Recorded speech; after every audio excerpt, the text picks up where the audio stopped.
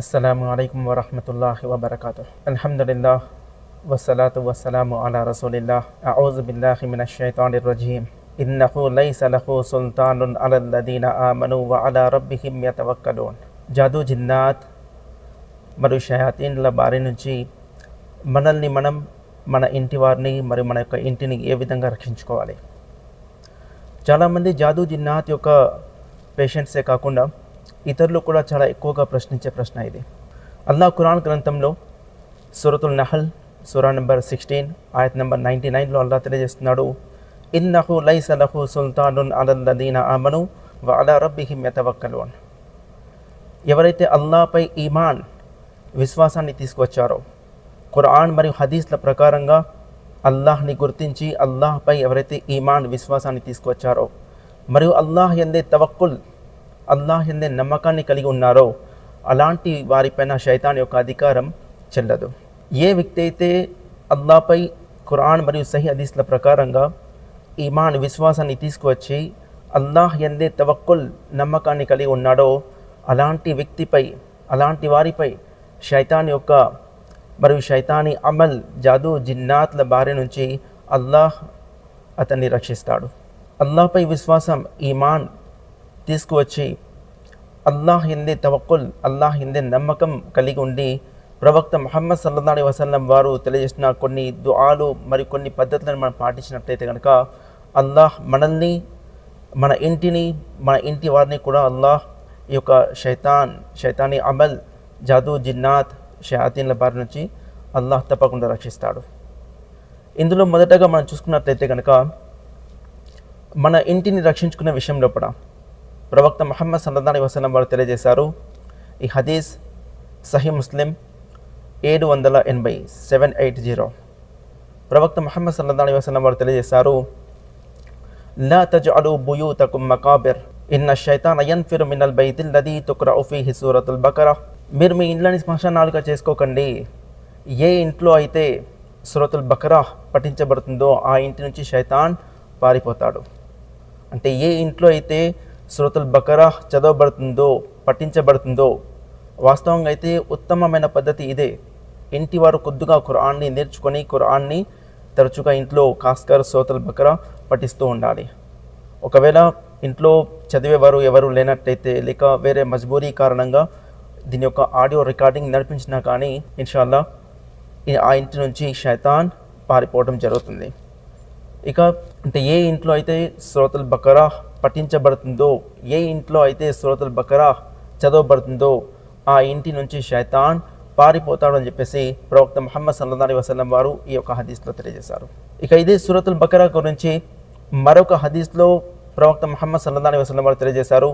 ఈ హదీస్ కూడా సహీ ముస్లిం గ్రంథంలోనే హదీస్ నెంబర్ 804 804 హదీస్లో ప్రవక్త వారు తెలియజేశారు, ఇక్రా సూరతుల్ బకరా ఫ ఇన్న అఖ్దహ బరక వ తర్కహ హస్ర వలా తస్తతీఉల్ బతల. మీరు సూరతుల్ బకరాని పఠిస్తూ ఉండండి, ఇది అల్లాహ్ యొక్క శుభానికి, బరకత్కి కారణమవుతుంది. మరియు ఎవరైతే దీన్ని విడిచిపెడతారో అది నష్టానికి దారితీస్తుంది, వారి విచారానికి దారితీస్తుంది. మరియు ఈ యొక్క సూరాతోటి మాంత్రికులు పోటీ పడలేరు, మాంత్రికులు ఈ సూర ముందు నిల్వలేరు. అంటే ఎవరైతే సూరతుల్ బకరాని పఠిస్తారో అలాంటి వ్యక్తిపై మాంత్రికులు మంత్రం చేసినా సరే ఆ వ్యక్తిపై ఒక మంత్రం అనేది జరగదు. అదేవిధంగా ఏ ఇంట్లో అయితే ఈ యొక్క సూరతుల్ బకరా పఠించబడుతుందో ఆ ఇంటిపై మాంత్రికులు మంత్రం చేసినా సరే ఆ యొక్క ఇంటిపై ఆ యొక్క మంత్రం ప్రభావం జరగదు అని చెప్పేసి ప్రవక్త ముహమ్మద్ సల్లల్లాహు అలైహి వసల్లం వారు తెలియజేశారు. ఏ ఇంట్లో అయితే సూరతుల్ బకరా పఠించబడుతుందో ఆ ఇంటి నుంచి శైతాన్ పారిపోతాడు. ఇంకా అంతేకాదు, సూరతుల్ బకరా లోపల ఆయతుల్ కుర్సీ ఉంది. సహీ బుఖారీ హదీస్ నెంబర్ 2311. ఈ హదీస్ ప్రకారంగా ప్రవక్త ముహమ్మద్ సల్లల్లాహు అలైహి వసల్లం వారు తెలియజేశారు, ఏ ఇంట్లో అయితే ఆయతుల్ కుర్సీ చదవబడుతుందో ఆ ఇంటి నుంచి శైతాన్ ఆ ఇంటి లోపలికి ప్రవేశించలేడు, మరియు ఆ వ్యక్తిని కూడా అల్లాహ్ రక్షిస్తాడు అని చెప్పేసి. అదేవిధంగా సూరతుల్ బకరా యొక్క ఆఖరి 2 వాక్యాల గురించి ప్రవక్త ముహమ్మద్ సల్లల్లాహు అలైహి వసల్లం వారు తెలియజేశారు. ఈ హదీస్ సహీహుల్ జామి 1170 1170. ఈ హదీస్లో తెలియజేసిన విషయం ఏంటంటే, ఏ ఇంట్లో అయితే సూరతుల్ బకరా యొక్క ఆఖరి 2 వాక్యాలు తరచుగా పఠించబడుతూ ఉంటాయో ఆ ఇంటి లోపటికి శైతాన్ ప్రవేశించలేడు, ఆ ఇంటి నుంచి శైతాన్ పారిపోతాడు అని చెప్పేసి. ఇక ప్రవక్త ముహమ్మద్ సల్లల్లాహు అలైహి వసల్లం వారు తెలియజేసిన మరొక పద్ధతి ఏమిటంటే, ఏ వ్యక్తి అయితే తన ఇంటిలోకి ప్రవేశిస్తున్నప్పుడు అల్లాహ్ పేరు తీసుకొని బిస్మిల్లా అని చెప్పేసి ఆ తర్వాత సలాం చేస్తూ ఇంట్లోకి ప్రవేశిస్తాడో అలాంటి వ్యక్తి గురించి ప్రవక్త ముహమ్మద్ సల్లల్లాహు అలైహి వసల్లం వారు తెలియజేశారు. ఈ హదీస్ సహీ ముస్లిం 2018 2018 ఈ హదీస్లో ప్రవక్త ముహమ్మద్ సల్లల్లాహు అలైహి వసల్లం వారు తెలియజేశారు, ఎప్పుడైతే ఒక వ్యక్తి తన ఇంటిలోకి ప్రవేశిస్తూ అల్లాహ్ పేరు తీసుకోలేదో మరియు సలాం చేయకుండా ఇంట్లోకి ప్రవేశిస్తాడో శైతాన్ ఆవాజిస్తాడు తన యొక్క స్నేహితులతోటి, ఈరోజు మనకు ఉండేటందుకు ఇల్లు కూడా దొరికింది, రండి రండి అని చెప్పేసి. అంటే ఈరోజు మనకు ఉండేటందుకు ఈ ఇంట్లో చోటు ఉంది, రండి అని. ఇక ఆ వ్యక్తి, ఏ వ్యక్తి అయితే తన ఇంట్లో భోజనం చేసేటప్పుడు బిస్మిల్లా అల్లాహ్ యొక్క పేరు తీసుకోకుండా భోజనాన్ని ప్రారంభిస్తాడో అప్పుడు శైతాన్ ఆవాదిస్తాడు, ఈరోజు ఈ ఇంట్లో మనకు ఉండేటందుకు ప్రదేశమే కాదు, తినేటందుకు తిండి కూడా దొరికింది అని చెప్పేసి తన యొక్క స్నేహితులకి ఆవాదిస్తాడు.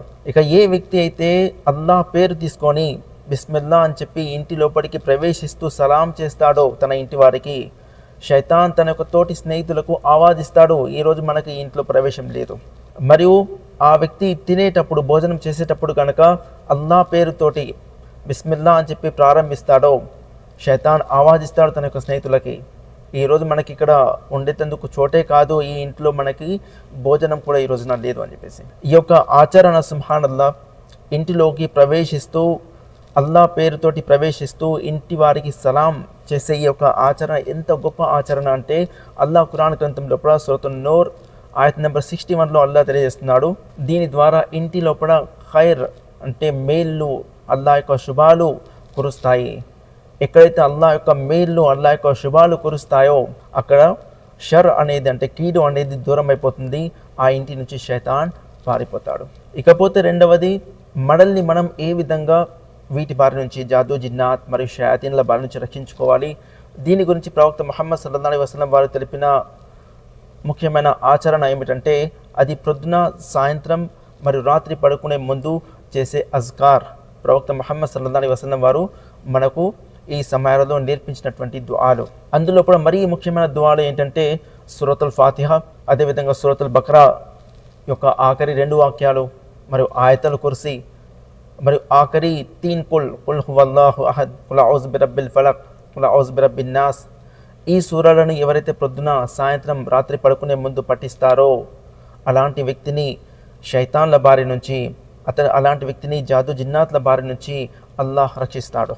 అంతేకాదు ప్రవక్త ముహమ్మద్ సల్లల్లాహు అలైహి వసల్లం వారు ఈ యొక్క పొద్దున, సాయంత్రం, రాత్రి చదువుకునే దుఆలలో కూడా ఈ యొక్క కలిమా తెలియజేశారు, లా ఇలాహ ఇల్లల్లాహ్ వహ్దహు లా షరీక లహ్ లహుల్ ముల్క్ వ లహుల్ హమ్దు వ హువ అలా కుల్లి షైఇన్ ఖదీర్. ఈ యొక్క కలిమా ఎంత శుభప్రదమైన కలిమా అంటే, దీని గురించి ప్రవక్త ముహమ్మద్ సల్లల్లాహు అలైహి వసల్లం వారు తెలియజేశారు, ఎవరైతే దీన్ని ప్రొద్దున 100 సార్లు చదువుతారో అలాంటి వారి యొక్క 100 పాపాలు తుడిచివేయబడతాయి, వారి యొక్క కర్మలలో 100 పుణ్యాలు రాయబడతాయి, వారి యొక్క దర్జాత్ 100 అంతస్తులు అల్లాహ్ పెంచుతాడు.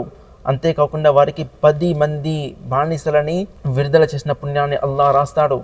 అంతేకాకుండా ఎవరైతే దీన్ని చదువుతారో ప్రొద్దున 100 సార్లు, ఆ రోజంతా కూడా అల్లాహ్ వారిని శైతాన్ బారి నుంచి రక్షిస్తాడు. ఎవరైతే జాదు జిన్నాత్ బారిన పడలేదో వారు ఈ యొక్క వాక్యాలను, ఈ యొక్క దుఆలను, ఈ యొక్క కలిమా చదివి వారు జాదుగర్లకి అంటే మాంత్రికులకు ఛాలెంజ్ కూడా చేయొచ్చు.